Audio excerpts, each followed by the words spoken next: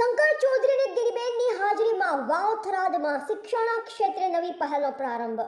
વાવ-થરાદ જિલ્લામાં શિક્ષણ અને પોષણ ક્ષેત્રે સુધાર લાવવા માટે તંત્ર દ્વારા નવી પહેલ શરૂ કરવામાં આવી છે। વિધાનસભાના અધ્યક્ષ શ્રી શંકરભાઈ ચૌધરી અને સાંસદ ગિરીબેન ઠાકોરની હાજરીમાં ભાભર તાલુકાના કુવાડા પ્રાથમિક શાળા ખાતે અભિયાનનો પ્રારંભ કરાયો। અધિકારીએ વિદ્યાર્થીઓ સાથે મધ્યાહન ભોજન લઈ અભિયાનની શરૂઆત કરી। નવા અભિયાન મુજબ વાવ-થરાદ જિલ્લાના 100 જેટલા ક્લાસ 1 અને ક્લાસ 2ના અધિકારીશ્રીઓ દર અઠવાડિયે આંગણવાડી અને શાળામાં જઈ બાળકો સાથે મિડ ડે મીલ કરશે। સાથે જ મધ્યાહન ભોજનની ગુણવત્તા, શિક્ષણની સ્થિતિ, સુવિધા અને પોષણના મુદ્દાઓની ચકાસણી કરી જરૂરી માર્ગદર્શન આપવામાં આવશે। શંકરભાઈ ચૌધરીએ જણાવ્યું કે આ પહેલ બાળકોના પોષણ, તંદુરસ્તી અને શિક્ષણની ગુણવત્તા સુધારવા માટે અત્યંત મહત્વપૂર્ણ સાબિત થશે। સાંસદ ગિરીબેન ઠાકોરે પણ અભિયાનની પ્રશંસા કરીને તંત્રની સક્રિય કામગીરીને વખાણી। વાવ-થરાદ જિલ્લામાં હાલમાં 1090 આંગણવાડીઓ અને 908 પ્રાથમિક શાળા કાર્યરત છે, જેમાં નવી વ્યવસ્થાથી વ્યાપક સુધારો જોવા મળશે।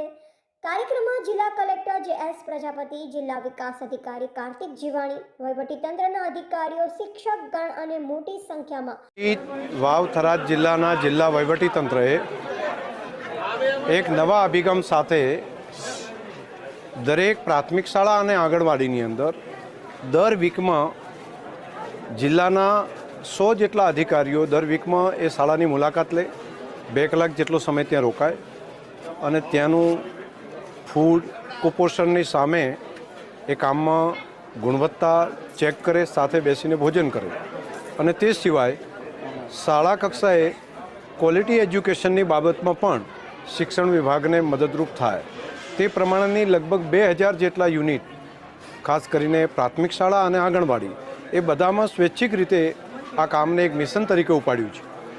જિલ્લા વહીવટીતંત્રને હું હૃદયપૂર્વક અભિનંદન આપીશ કે ખૂબ સારું કામ આ હાથ ઉપર લીધું છે।